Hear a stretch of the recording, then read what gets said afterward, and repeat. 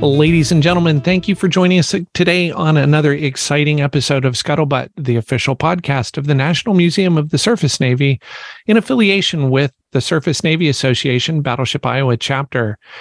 We are coming to you today from the Associated Foundations Training Center aboard the Battleship Iowa, except for me, which is coming to you remotely. So today's discussion is pretty exciting. We're going to talk a lot about ethos. This has been a conversation that we've been having over a couple of weeks. But before we jump in, we'll introduce ourselves. My name is David Camfield. I am the Chief Information Officer and Vice President. And joining us today in the Associated Foundations Training Center are Mike Getcher, Executive Vice President, Chief Operating Officer, Chief Engineer, Chief Cook and Bottle Washer, and a few other things, I'm sure. You just got more added to your job description. I know, it's too much. And wash my bottle. Wow. Just, there you go. My name's Mike. Right. I'm Marianne. I'm comms. Short and sweet. Yeah. Kyle Obby, Director of Development. Very cool. I have the strongest desire to say, hi, Mike. Hi, Moran. Hi, Kyle. You still can. There you go. I think I just did.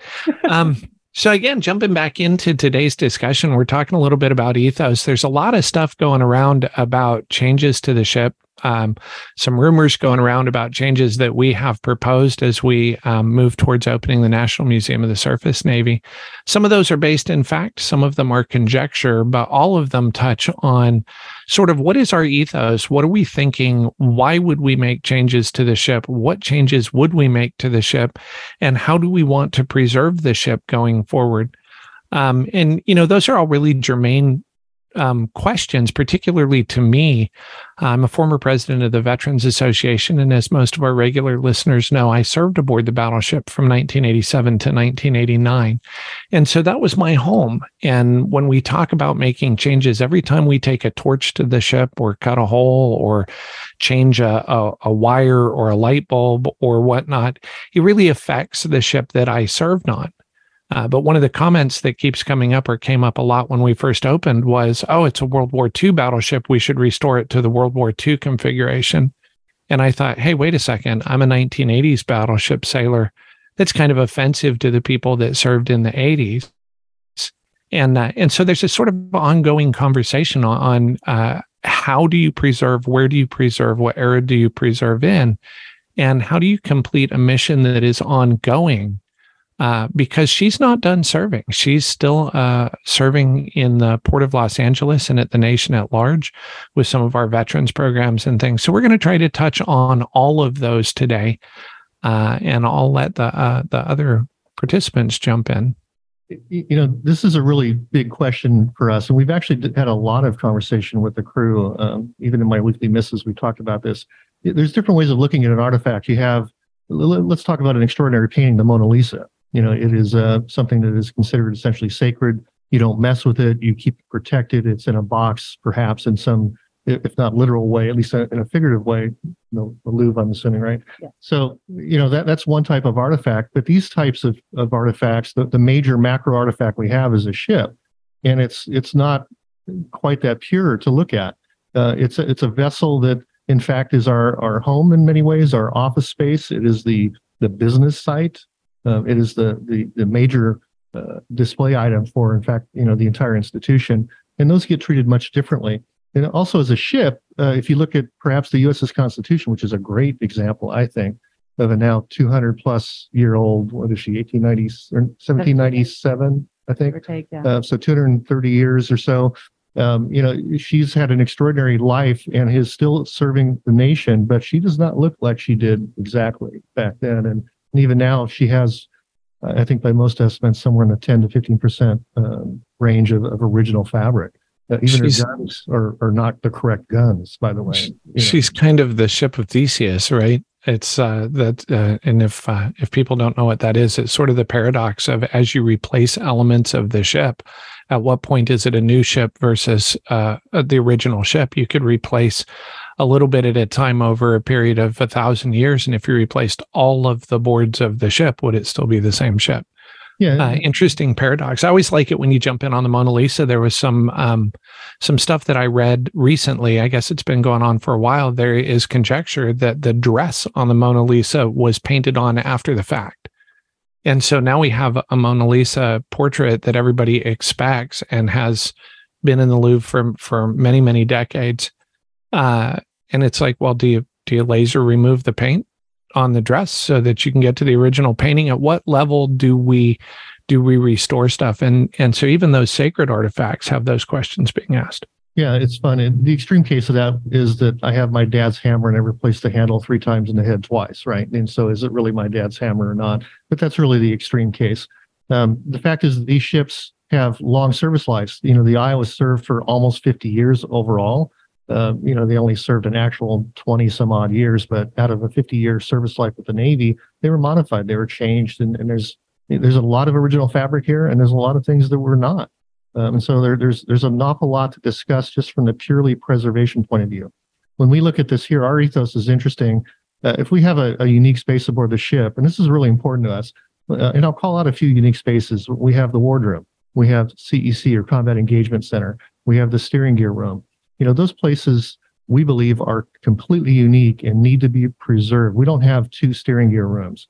Well, actually, because we do, but it's all one facility. We don't have another CEC as a duplicate. We do, however, have dozens at least areas where there's bunks. They're very, very common. They're all over the ship. And so, how many of those bunks do you actually save just to present for display aboard the ship? How many bunks are you going to have before you just get bored? Yeah, it's absolutely correct. I mean, even when we opened the ship in 2012, we had the forward and aft mess decks which were effectively mirrors of each other, and we chose to preserve the forward mess decks and to open museum display space in the aft mess decks. Right. We do this all the time when we're doing office space. But when we do go in to make a modification to the ship, I'm in the old repair office, and it is shaped the same as the original repair office, but it does not look like the repair office with the 8 desks that were in there before, because there's not 8 people working in there. And I know that's true of a lot of the museum ships. You will modify a space to make it more presentable. I know the other battleships, on the particular office that I'm in, on at least one of the other battleships, is the chief executive's office, and it has substantial modification to it. Okay. And so you look at that. When we go in to modify that space, we start with a series of still pictures, a CAD drawing of the space, what that was, and then we go on to do 360 imagery, and then lately have been doing even laser imagery so that we have the ability to look at what the space was, to preserve it at the moment in time, and also with not too much effort other than material, to be able to restore that space to what it was before. Another thing that we do here, which I think is very different, is that we're trying to preserve exactly how those spaces look as much as we can. For example, on this ship, we don't do what I call the Home Depot bathroom effect, where we just gut a bathroom and turn it into something you might see at Home Depot. Instead of that, we retain all of the fixtures. We retain all of the appearance of everything. The functionality of it is literally as it was during Navy service. And then even on the exterior doors, we go so far as to spend $5,000 on a door that is absolutely Navy spec, but it has a flat bottom so that it looks right. We really care about that. And I didn't know until this year that the doors on the heads back aft weren't original. Right. But they have the ability to have that flat threshold at the bottom so that you're not stepping over into there. I can attest to the fact that those are the same size stalls that we had on there. I am about twice the size I was when I served on here as a kid, and those stalls seem an awful lot smaller now. But they are the same ones that we used when I was on there in the 80s. Now, as far as getting new space, that's a much more difficult discussion. We're building the National Museum of the Surface Navy aboard the ship. And for us to even contemplate building what we call a brick and mortar building on the dock requires a phenomenal amount of funding. I mean, it's just astronomical. I worked at the Aquarium of the Pacific in Long Beach. I was there when we opened in 1998. I think it was $700 a square foot back then for an aquarium. And it's literally more than double that now. Just for a regular strong museum space on the dock is a crazy amount of money, and it's untenable. And the Navy hasn't been able to come up with that money either for the National Museum of the Surface Navy. But so we have some practical needs here. In our case, we know that we can't really present bunks forever. So we've taken to removing bunks and spaces, but preserving the fabric of the entire space. And we did that with the Lost at Sea exhibit. I think we opened that in 17 or so, 18, 17, with Bob Ballard. Bob Ballard came down, had some great ideas.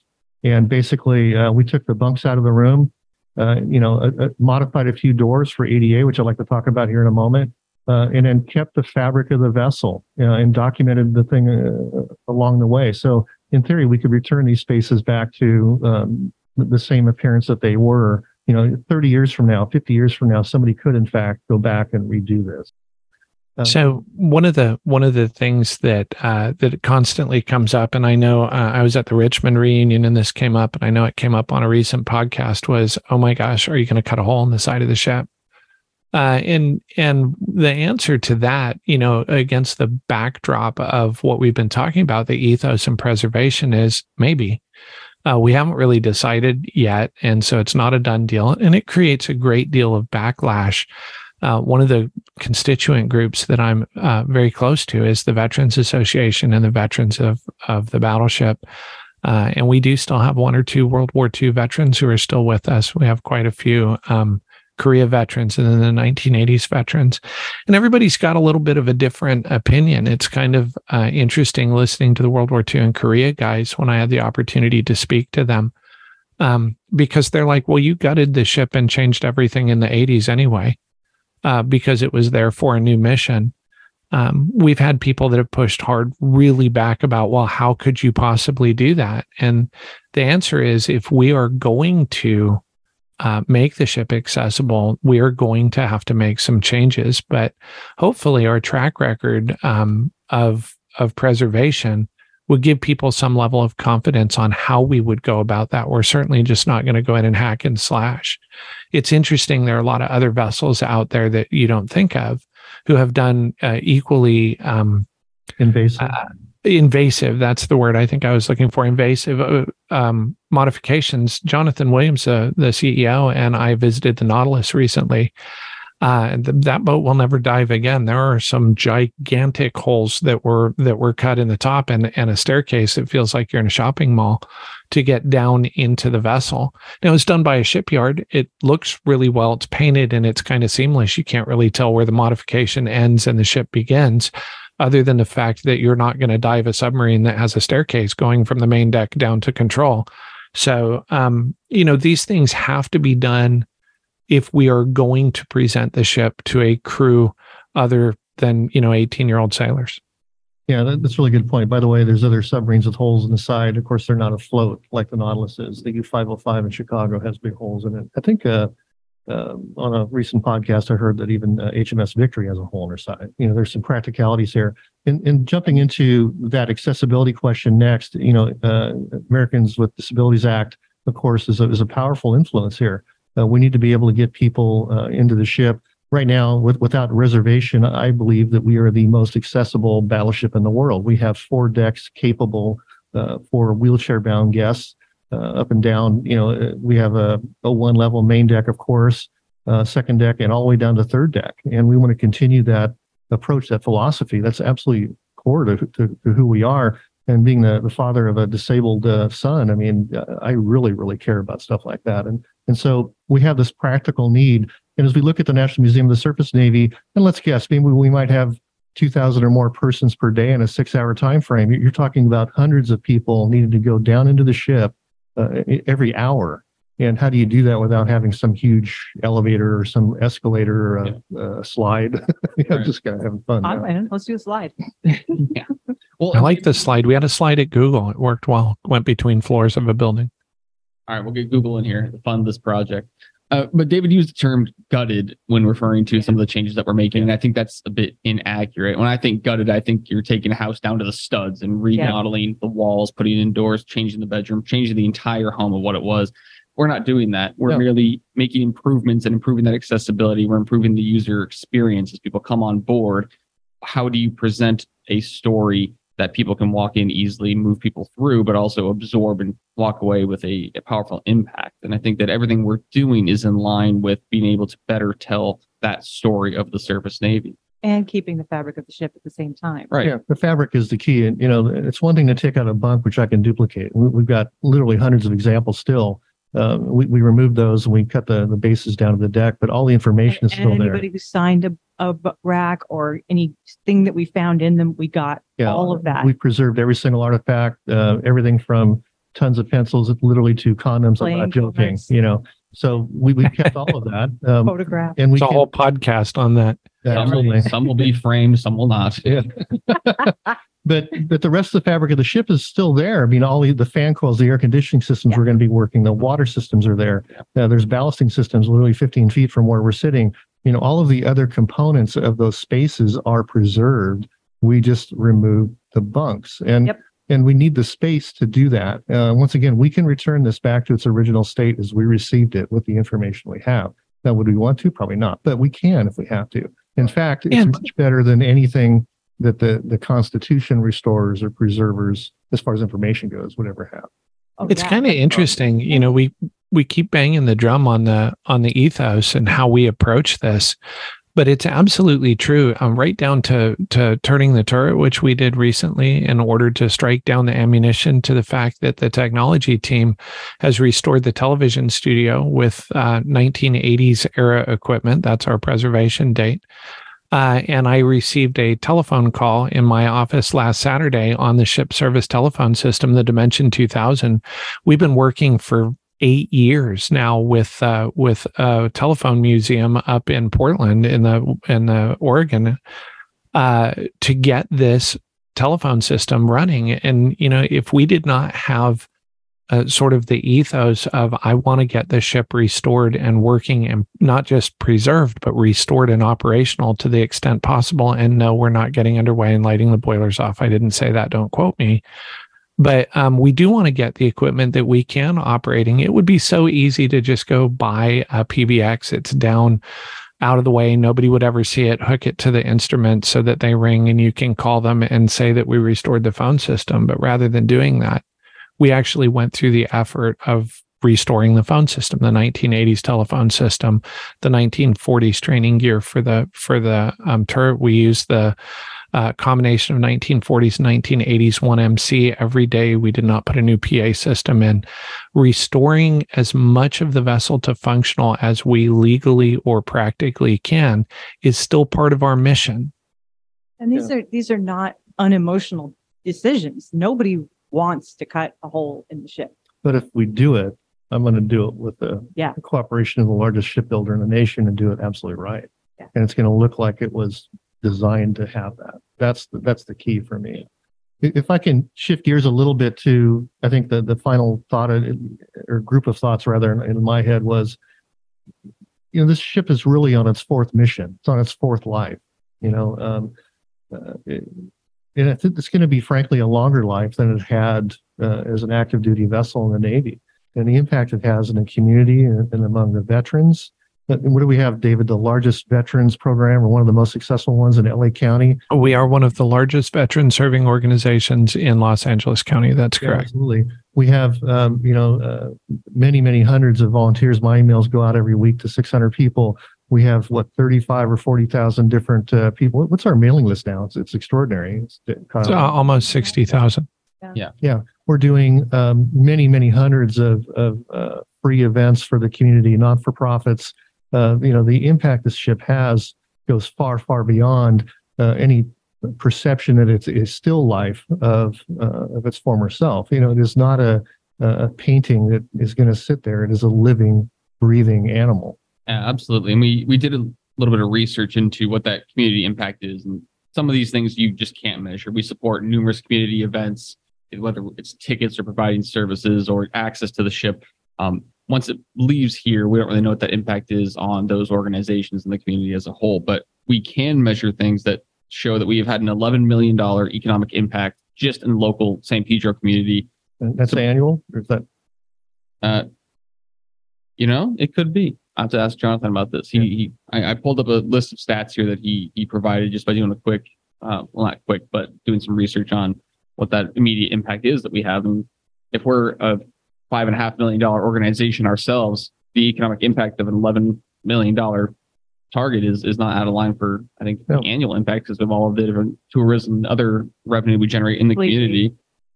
But for sure, annually, we're hitting tens of thousands of veterans. We're hitting tens of thousands of students and schools in the local communities. We're touching all of these different members of the community as a whole. And so we really have positioned ourselves in a way that we can become that platform for service, whether it is education, whether it is veteran programming, whether it is community resiliency. Iowa stands for all of those things in this fourth life. Yeah, that's powerful. So it's, to put a kind of a personal point from me on it. And not only is Iowa the ship that I served on, but as we become the National Museum of the Surface Navy, Mike, I know you have a son in uniform. I have my 3 oldest children in uniform. Iowa is not a perfectly preserved still life of my moments on board Iowa. The National Museum of the Surface Navy will become the museum that is my children's museum. It's my father's museum. It's my brother's museum. It's all of us that have worn the cloth of the country and served on a big gray thing in the ocean. This is their ship. This is that museum. And so rather than be, I love going to the Constitution, but I don't relate to serving on the Constitution. I do. I want my kids, well, yeah, you do, Marianne, but I want my kids to be able to step aboard Iowa and not only remember being children growing up as we open the museum, but say, yeah, this represents my service to the Navy at the same time. When we talk about kids, I've raised 5 of them or 4 of them and still raising one. 3 of those are wearing the uniform of the United States Navy. And when you raise kids, you do the best you can. You make the decisions that you do. And sometimes you get it right and sometimes you don't, but you're always trying to do the right thing. And I think that relates here because we are trying to do the right thing and strike that right balance between properly preserving the battleship and her history and doing the right level of advancement or modification to allow the public to come on board and also to be able to represent the future sailors who will be coming on board because we are the National Museum of the Surface Navy. And those are hard decisions. And I'm not going to say we're going to get them all right. Maybe we won't. But we are trying to get them right. And we certainly have the right motivation to get them right. And one of the things I used to come down to is it's super easy to look at what other people are doing and stand in judgment. But I said, you know what? I'm never going to criticize how somebody else raises their kids because I got people standing in line to criticize how I'm raising mine. Yeah. And, notwithstanding that I'm doing the best that I can. And I think that particular sentiment applies. We are not out here trying to disrespect the ship in any way, shape, or form. Rather, we are trying to be as respectful as we can while performing a somewhat larger mission than just preserving a static piece of history. I think the last thing I would say is kind of the practical side, and this is, Kyle, where you're going to have to speak up too, but the reality is that this ship is not supported by any government entity. Right. The Navy is not supporting this vessel. They gave it to us and said, it's your problem at no cost to the government. That's literally what the contract said. Right. It is our responsibility. We eat what we kill, to use that language. And people really misunderstand it. It's commonly talked about on deck. Our guests go, oh, the Navy must do. No, they don't. They don't do anything, frankly. And neither does any other local government. We may receive a grant or 2 here and there, right? To do something on the dock or whatever it might be. But this is, in fact, a business. And in this case, on this ship, a payroll of $240,000 a month, there's some real responsibility behind that. We have 50 some odd employees and 600 volunteers that are working on a regular basis. We have responsibilities. And, some people can sit very safely at their desk and not worry about that. And I don't have a safe space. In fact, I am responsible as the chief operating officer to make sure that we don't exceed our budgets on a regular basis. We have to support this. And it's a powerful set of responsibilities that we all accept here. And there's a balance now. Having been in the nonprofit industry for 24 years now, the phrase that I learned back at the aquarium years ago was no margin, no mission. If you can't bring in the money, and there's practical requirements behind that, whether it's access, the gate proceeds, people getting through the ship.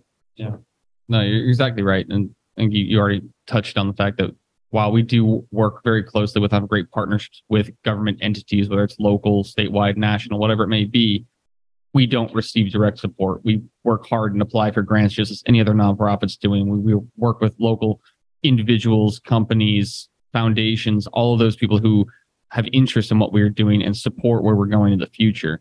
And that's extremely important for us to continue to push those pieces, because there's a large impact that we have through our programs, through people coming aboard for a tour, and what we're doing tomorrow. And I mean, projects like turning Turret 3 and restoring the phone system, and these preservation driven projects that are really for enhancement for accessibility and engagement in the future. I think those are things that we don't really talk about, but are built into sort of how we operate, because we want to do it right. We want to keep that integrity of how this place is held up and the fabric is held up. And so some of those projects aren't really talked about, and we don't ask for funding for them unless somebody hears about it just in conversation, then they can support it. But I mean, right now, that turret project is going to be ongoing for many, many months. And there are costs associated with that. Right. So, I mean, those are types of projects where they have a direct impact on the long-term preservation of the ship. They have a tie to the display and overall experience from the guest standpoint. But to make that happen, we're going to incur quite a bit of cost to do it. And we don't have any endowment. We are not the Getty. In fact, the Getty is the only Getty, right? I mean, there's a handful of institutions across the nation with huge endowments, of course, but I can't think of one museum ship that has that. And if you had that endowment, perhaps you could consider, making this the Mona Lisa of museum ships, but and preserving it, dress or no dress, whatever. But that's not really the reality. The reality is this is a business too, and you have to be able to treat it as such. Right, and I think it's a very short-term way to look at it. I mean, by forming an endowment that is directly supporting either the operations and maintenance side of things or supporting the programmatic side of things, those are endowments that are going to be supporting programs long-term into the future. Right. It's not just holding something static for as long as it can possibly float. It's now supporting a broader community initiative and need that's out there. Yeah, this is not static. The still life really speaks to me. I actually appreciate at least one other vessel that I know of as museum ship. David, you probably know which one that is. And it's perfectly preserved and presented in its World War II configuration. It's beautiful, but it's a much smaller vessel, has a much different business plan. And it is kind of a still life. Here, this is not. This is an active living vessel, and it's in its fourth crew, its fourth mission in life, and we're going to keep going. Yeah, everything is dynamic, which everything. Oh boy, is it. Everything is, I just wanted to jump in and say a couple comments. One is we have an endowment. It is for our training department. And again, we're coming to you from the Associated Foundations Training Center. But that endowment is to train our staff so they can continue to produce that fourth mission. I just wanted to go back and underscore in talking to the Korea guys and the World War II guys. That was where I had talked about gutted. Their comment was, you changed everything on the ship. You took off a bunch of 5-inch mounts, you put missiles on it, you added CEC, you did all this stuff in the 80s. It goes back to kind of the ship of Theseus. At what point does the ship stop being alive? And I never want the Iowa to stop being alive. I always want her to be adapting to the next mission, the next challenge. And that's what she's done throughout her lifetime, and I believe what she will continue to do going forward. Yeah, it's a little bit like exercise. If you don't have your core strong, then nothing else is working, and the core of the ship is always going to be there and always going to be strong. But you can do a lot if you keep it strong and move around it. Yeah, and you have to appeal to a new generation too. Yes, it's another effort. So I think that's a pretty good spot of closing, David. I don't know if you have any other thoughts, but. And we're happy to have these conversations. I mean, we may not agree ultimately, but, get on the public forum and let's not just hide. Let's talk. I was going to say, I kind of hope we don't agree. The ability to have a discussion, an open and honest discussion, even when we disagree, is something that I would love to see more of in this nation, not just on the podcast about the preserving a historic ship, but all of us need to learn to talk with and to each other. And even if we have views that are not the same. And so those discussions are welcome. We probably won't agree with everyone, but at least we agree we're all trying to do kind of the same thing, preserving history and providing those services to our veterans, to our nation, to our volunteers, and to our other constituents. So on that note, I guess we'll wrap it up. Thank you for joining us on this episode of Scuttlebutt, the official podcast of the National Museum of the Surface Navy in affiliation with the Surface Navy Foundation's Battleship Iowa chapter. Join us next time. We will certainly be here. We love coming to you. Questions, comments, rude gestures, arguments, whatever, go ahead and send those to podcast, podcast at labattleship.com or podcast at labattleship.com.